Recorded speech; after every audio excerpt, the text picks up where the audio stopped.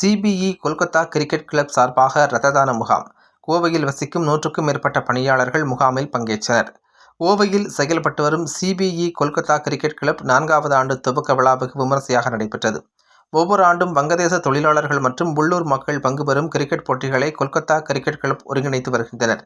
இந்நிலையில் CBE Kolkata cricket club சார்பாக இரத்த தான முகாம் மற்றும் பொது மருத்துவ முகாம் இடையர் வீதி மாரதா பவன் அரங்கில் நடைபெற்றது. அரசு மருத்துவமனையுடன் இணைந்து சிபிஇ கொல்கத்தா கிரிக்கெட் கிளப் ஒருங்கிணைப்பாளர்கள் இர்ஃபான், ஷாருக், நசருதீன் ஆகியோர் ஒருங்கிணைப்பில் நடைபெற்ற இதில் 100க்கும் மேற்பட்ட கிளப் உறுப்பினர்கள் இரத்த தானம் செய்தனர். இதேபோல பொது மருத்துவ முகாம் நடைபெற்றது. இதில் மருத்துவ பரிசோதனை, ஹீமோகுளோபின், இரத்த அழுத்தம் மற்றும் சர்க்கரை அளவு உள்ளிட்ட பரிசோதனைகள் இலவசமாக செய்யப்பட்டன. ஞாயிற்றுக்கிழமை ஒருநாள் நடைபெற்ற இதில் கோவையில் பல்வேறு இடங்களில் பணிபுரிந்து வரும் தொழிலாளர்கள் பலர் கலந்து கொண்டனர். என் பேர் முகமது ஆசிக். இந்த கோயம்புத்தூர் கொல்கத்தா கப்பு வந்துட்டு கிட்டத்தட்ட நான் 3 வருஷமாக இயங்கிட்டு வருது. அதனுடைய 4ஆம் ஆண்டு துவக்க விழாவை முன்னிட்டு அந்த கிளப்பு சார்பில் இந்த 3 ஆண்டில் பல்வேறு உதவிகள் செஞ்சுருக்கோம்.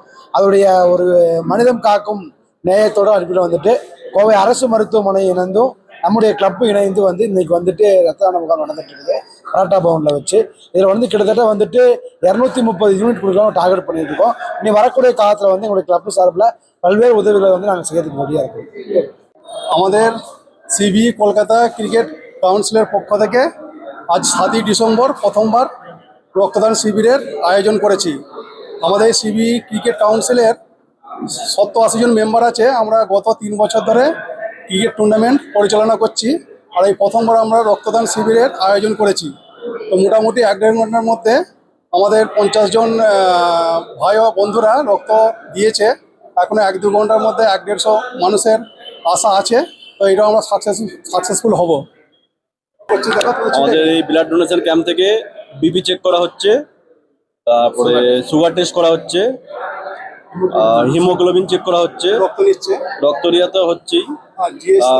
আমাদের এখানে যে সরকারি হসপিটাল আছে জিএইচ, ওখান থেকে আমাদের রক্ত নিয়ে কালেক্ট করতে এসছে।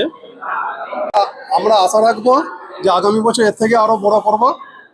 তার জন্য আমাদের সমস্ত মেম্বারকে ধন্যবাদ জানাই।